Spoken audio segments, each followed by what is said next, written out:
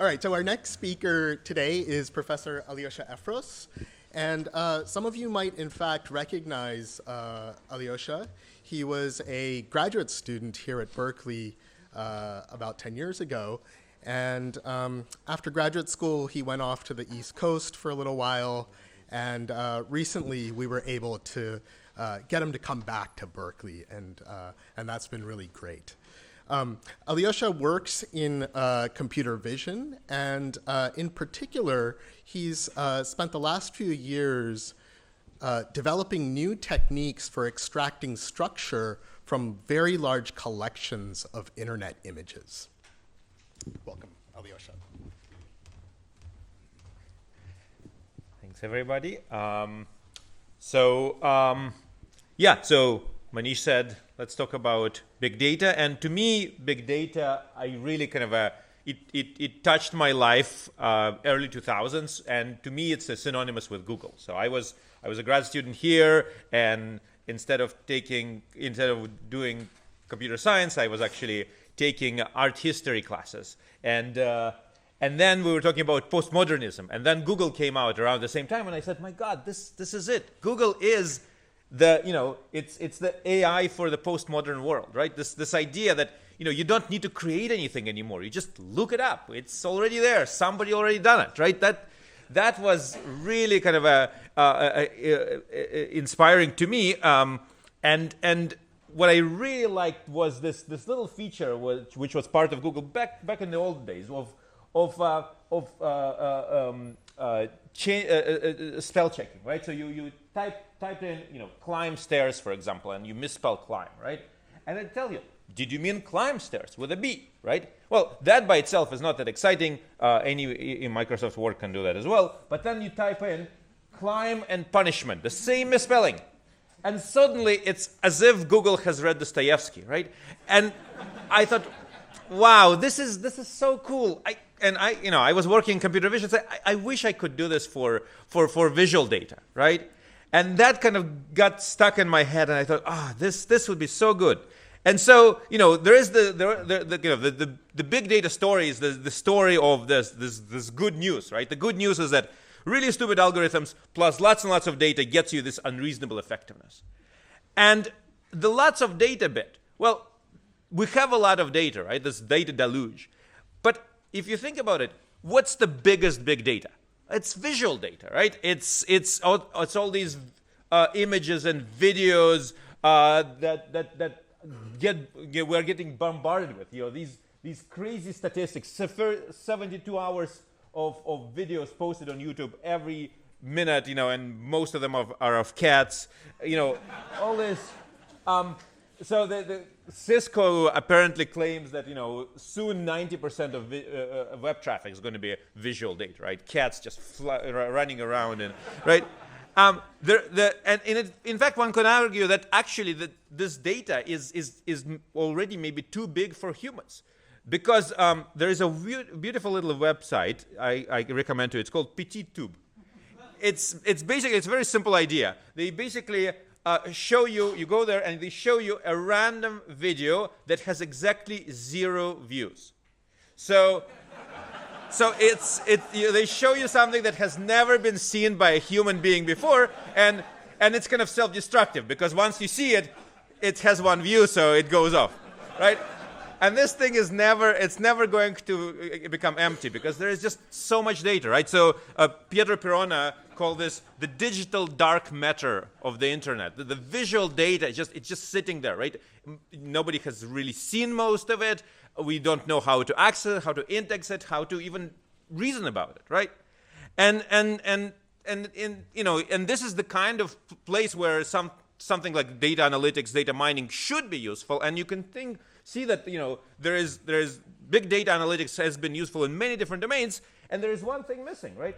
The visual data is not really something that people do a lot of analysis with. Why is that? Well, the bad news here is that visual data is just very difficult data to handle. It's not as simple as your standard text or numerical data, right? Or with text, for example, the data is clean, segmented, it's compact, it's 1D, It's easily indexable. Chuk, chuk, chuk, and you have your indexes built, right? Visual data, it's noisy, it's unsegmented. You don't have this nice thing about the words and paragraphs and documents.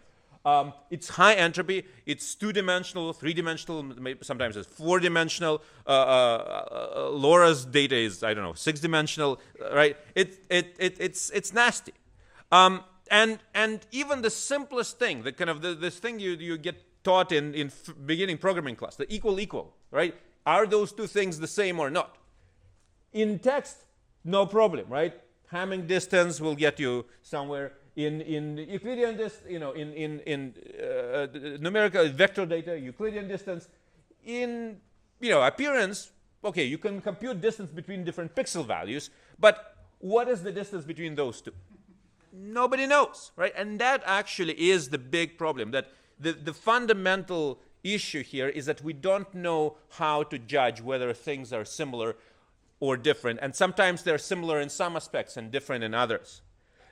You can say, well, there is, again, Google has presumably solved this, right? I go to the wine store on the College Ave, and I take take a picture of the wine bottle, and chuk, chuk, chuk, it tells me, the score on Wine Spectator for that one, just recognizing the label, right?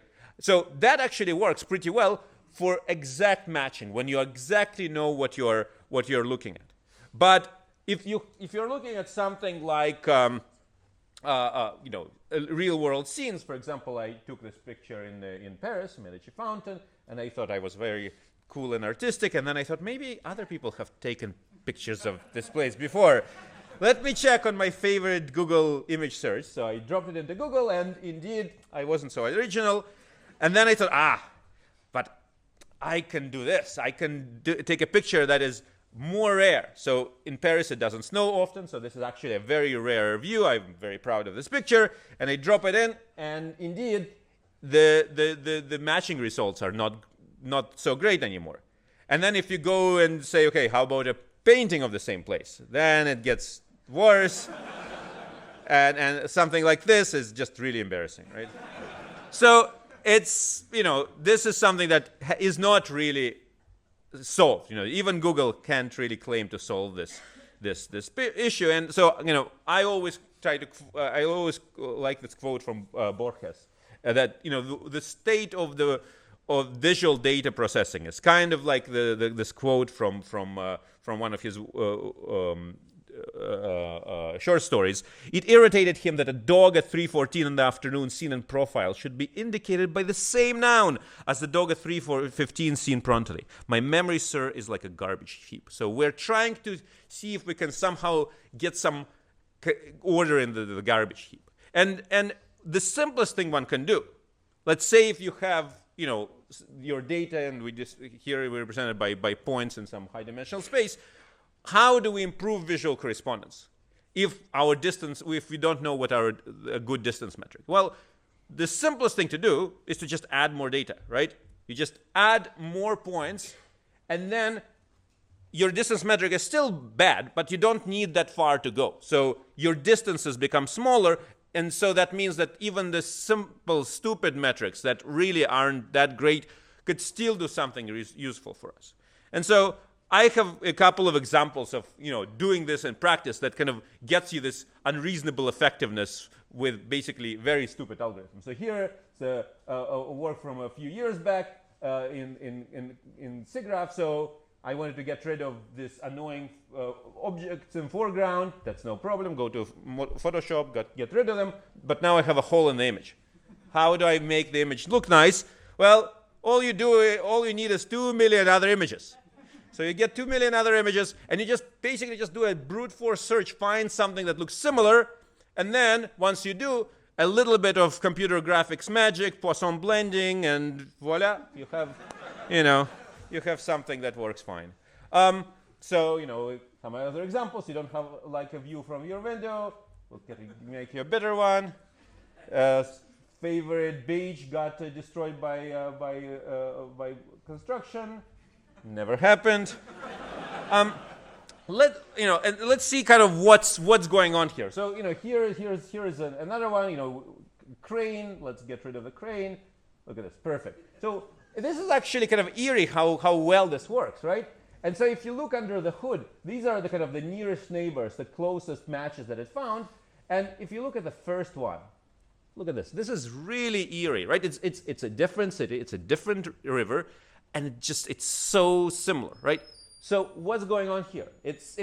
Two things conspire to get us this unreasonable effectiveness. One is that we, as architects of cities, are boring, right? Every time we see a river, we want to put some embankments on it. We have to put some tall buildings, and so it just it's kind of this consistency of architecture.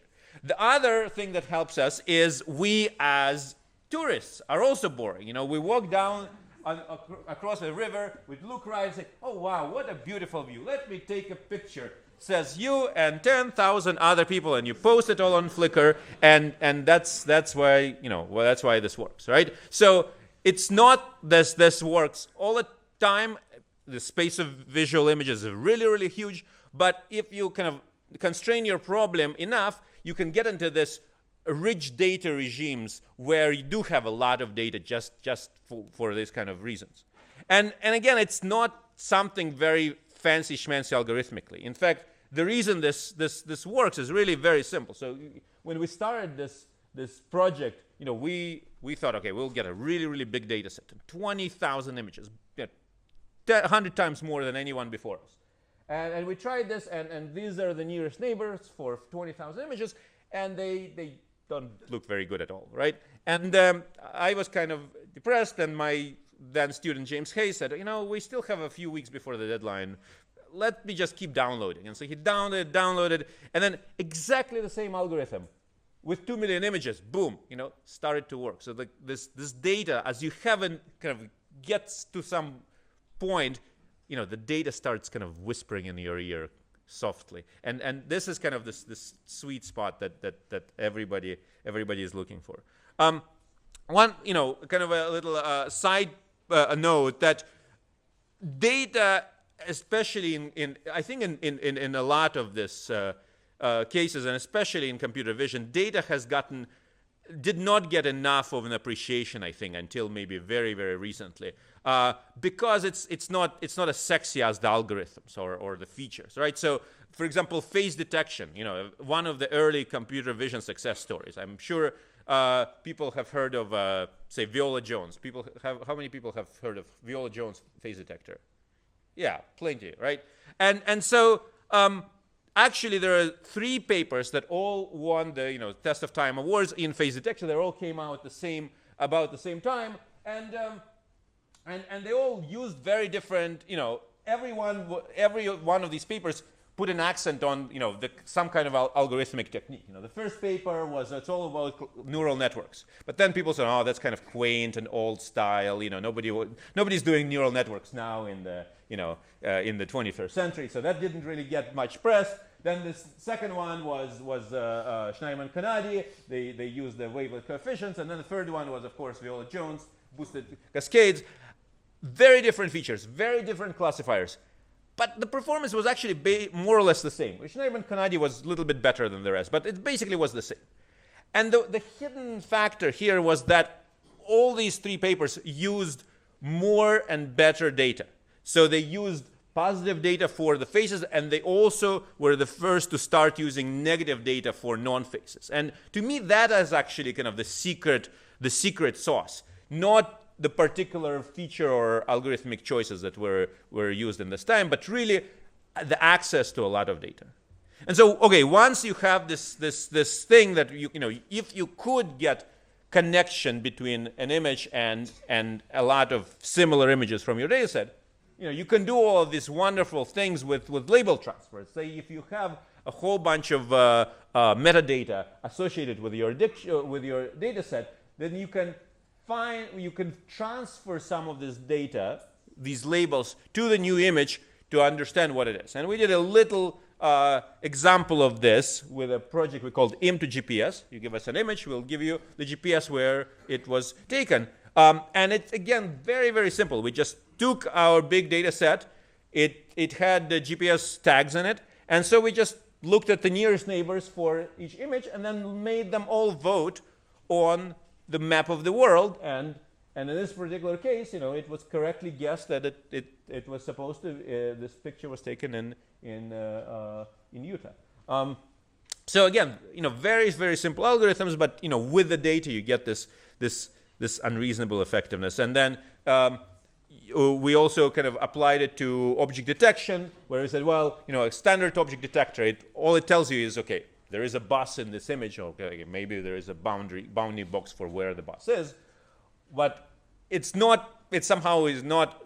It's not as informative as if you could say, okay, the bus is just like the bus I have in the training set. So this is the kind of bus set, and this is its orientation, and maybe this is even like the 3D model for the bus. So what we did is we actually trained a separate detector for every exemplar in our data set, in a training set.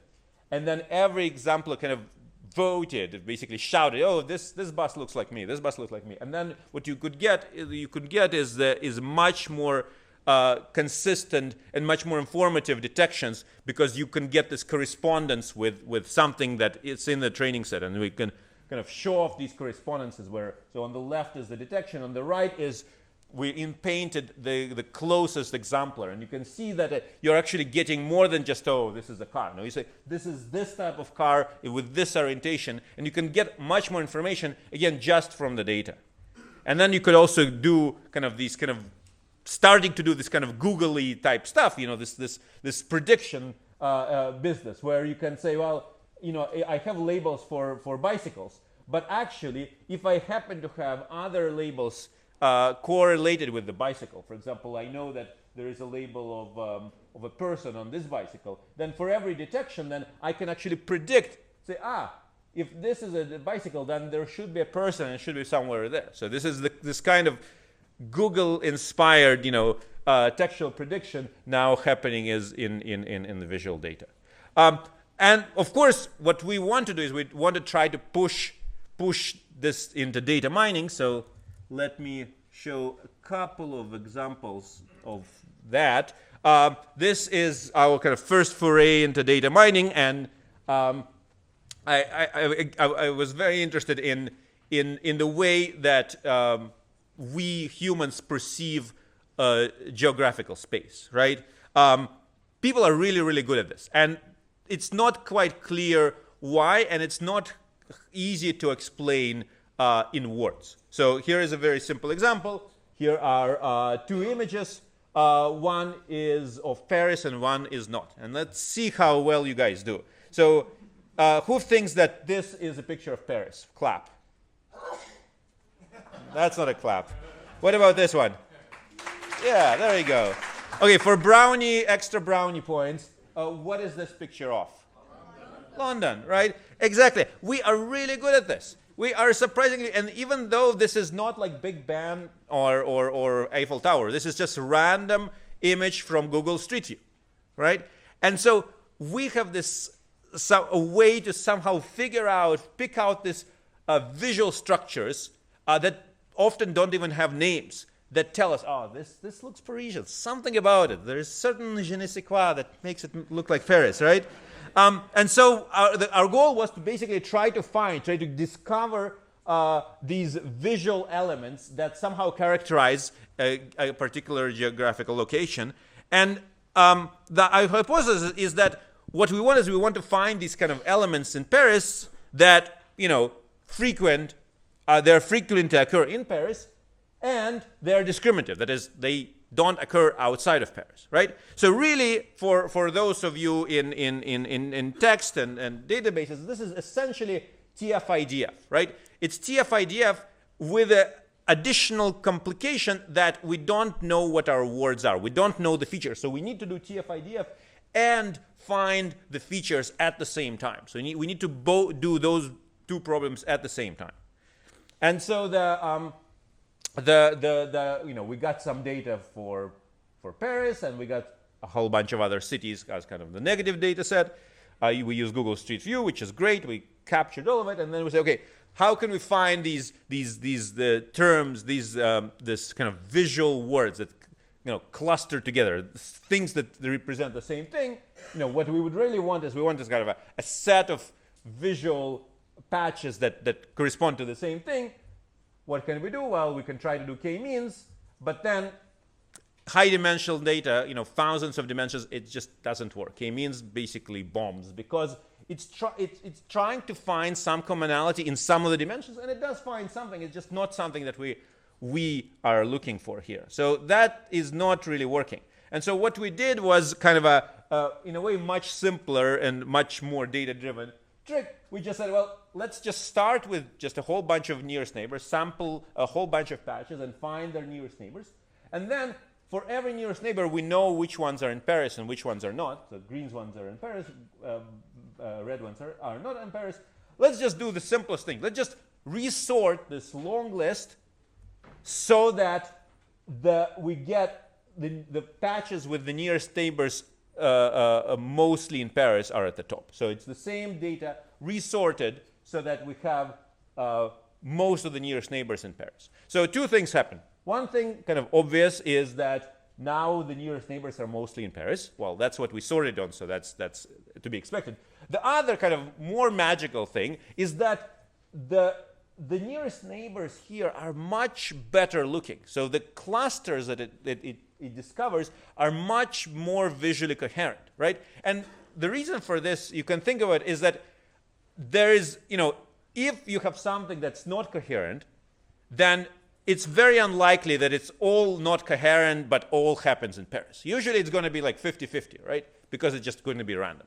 If it's not random, that means that it probably found a distance metric for that particular cluster that is actually somehow reasonable for this task, right? And so here we are mining distances, right? We're not creating new distances yet. We're just mining and just reordering them to find the good ones, okay? So this already kind of gets us a bunch of very Parisian-looking kind of clusters. But I was very hoping that I could get this Parisian street sign to look good and to be said as Parisian. But unfortunately, it's really low down on that list, and we looked at why, and basically you can see that it finds some street signs, and then it's a bunch of just garbage, and we were thinking, why is it doing this? Right? This is really obvious that these are good and those are not good. Why is it doing this? And then we realized that it's doing what it's supposed to be doing. It's just that it's not what we expect. So we think, okay, it needs to focus on this street sign, right? But actually, the computer, didn't get the memo. And the computer actually is doing properly good clustering on something else. In fact, it's doing it on this little vertical bar. Look at this. It's actually doing exactly what you tell it to do. It just, you need to be a little bit more explicit. So, okay, how can we be more explicit? Well, we can say, okay, we want to find me a distance metric in this space that also puts the things that are in Paris closer than the things outside of Paris. So basically what we want is we want to somehow push the green guys closer and the red guys farther.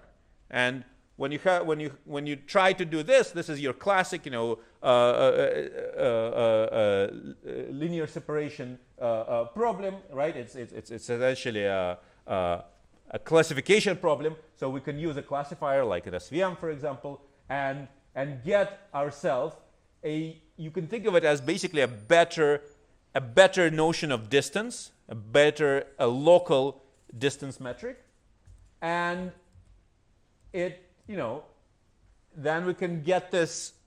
We can resort the data, and and we can actually iterate on this process, right? And the more we do it, the more the more consistent the distance metric becomes. So it's really you can think of it as trying to find the distance metric in which to talk about distances between our visual data. Okay, and so here are some of the clusters that we discover. These are very discovered to be Parisian clusters. So here's some examples of things that it's thought to be Parisian. We also did it for other cities in Europe. We also tried some American cities, Not as good. Basically, it's like it just focuses on cars, I guess. Maybe that's, yeah. We could also, since we have the GPS coordinates, we can also kind of visualize what it looks like on the scene on the actual map, and we notice that the balconies are the big balconies, Haussmannian balconies, all happen on this big Grand Boulevard, right? And the little ones, they happen in side street. We can also see if we can find similar things in other cities. We can see that, we can actually find some of these visual elements in other cities, and we can actually learn something from it. We can, for example, look at this. We have a group of balconies, and we can say, okay, in Paris they're all metal, and then in London they become stone. This is another kind of an interesting discovery. So you have in Paris, turns out there is a ledge, right above a given floor, and in Prague you have the same ledge. It's just that it's a little bit lower down. It's between the floors. And London, this British, or they're cheap, or they don't want to spend the money, so there's no ledge, right? And we can also look at the clustering of context around each of these kind of elements by just doing averaging and see, if we can learn something from that as well. And so here's kind of the average facade for Paris, Prague, and London. Again, we can see something like, this French, they have this, égalité, this equality, right? So all the floors are actually the same height, whereas in London, the first floor is big and the second one is thin, right? So their kind of hierarchical society is seen right there visually. We also could apply this to other sorts of data. So this is basically just scenes. So it's because what makes X look like X. So here, for example, the bathroom we like a lot. So this is what makes a bathroom look like a bathroom over there. We also tried it on some social data. So we took yearbook data from the whole of 20th century, and we tried to see if we can discover some sort of patterns in fashions. So here is, for example, what it discovered in the 60s versus 70s. So these are kind of the typical 60s clusters, and these are the typical 70s clusters. So we're still working on that. So how are we doing on time? You're flashing, huh? Yeah, it was 5 minutes when I gave it to you before. You got about 2 now. 2 minutes. All right. I will show you one other, just a little teaser of sometimes, all of this an overwhelming amount of data is too much for to try to do automatically.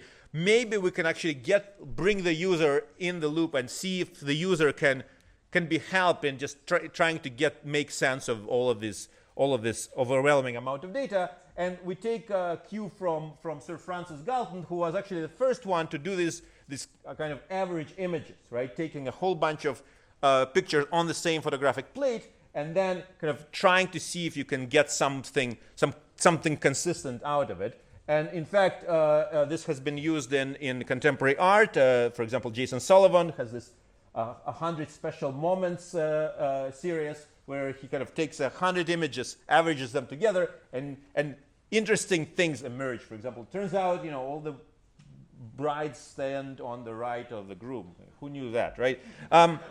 So we had a little a project last year that kind of tries to use this medium of average images to kind of explore and align the data. And so here is an example of this Jason Sullivan's Kids with Santa, and we try to do it ourselves. Just get a whole bunch of Google Street View images, Google image search images, and try to average it ourselves. Didn't work so well. Turns out there is still artistic license in there. And the reason for this is that, there is many different modes in the data, right? So there is, the Santa could have a kid on his right lap, left lap. There could be 2 kids, or it could be just a kid in a Santa suit, right?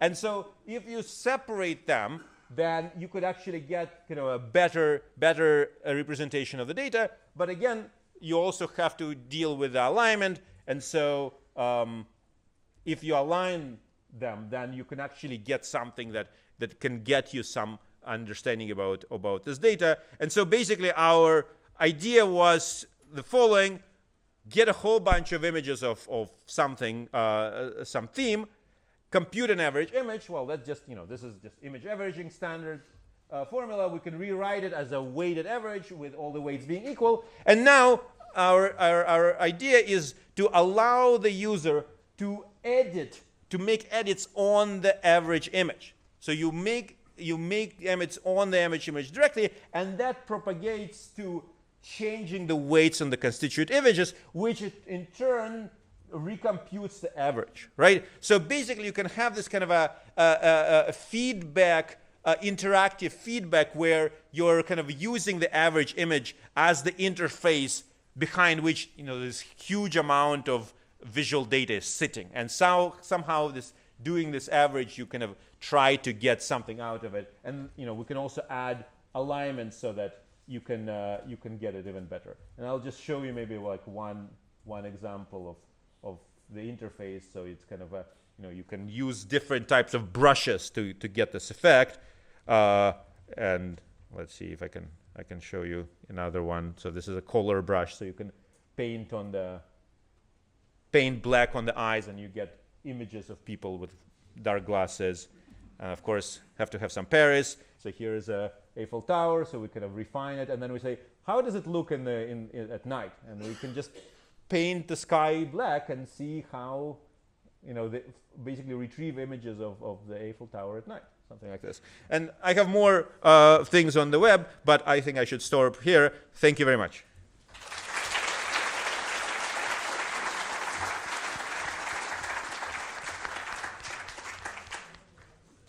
We have time for quick questions.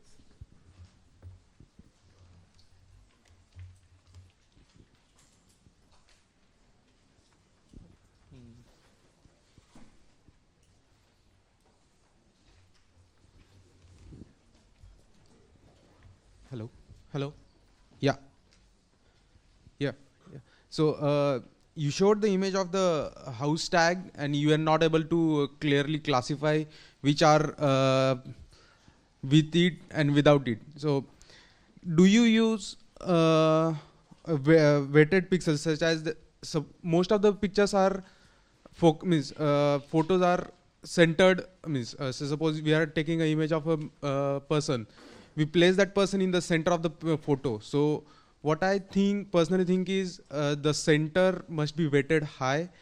So suppose, can you go back to the house tag thing? The house tag? The image that you showed. Street name. Yeah, street name. Oh, I see. Yeah. So in that image, mostly the focus was not on the street name, but the focus was on the side. That's right. So what I was thinking is, if we give much weightage to the image in the center, pixels in the center, instead of the side pixels. Right. No, yeah. I mean, you could, for every given example, there is the 20/20 hindsight, and you can say, oh, I should have changed this thing, right? But then for every one of these tricks, I'll give you another example when that trick is going to make things worse, right? This is the annoying thing about large data, right? Every time you fix one thing, 100 other things come up that get broken by that fix. But so. Yeah. Mostly the pictures are centered, right? But this is automatic, right? These are random patches that are being automatically extracted. So this is not a picture taken by a person, right? This is a patch from an image. So you cannot expect them to have things of interest that are in the center. Okay. Thanks. Yeah.